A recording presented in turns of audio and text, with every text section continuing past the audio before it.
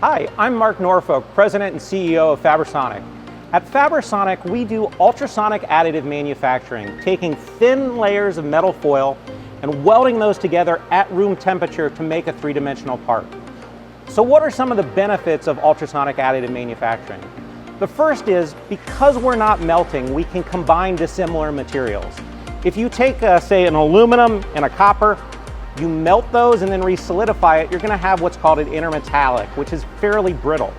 With ultrasonic additive manufacturing, we can weld aluminum and copper together at will without changing the material properties. This also allows us to take advantage of all the conductivity of these metals, typically for thermal applications. Another reason for combining dissimilar materials is in the battery space. Customers are using our technology to combine thin layers of aluminum, copper, and nickel into a three-dimensional shape for battery components and battery interconnects. If you'd like to find out more information about Fabersonic, come to www.fabersonic.com.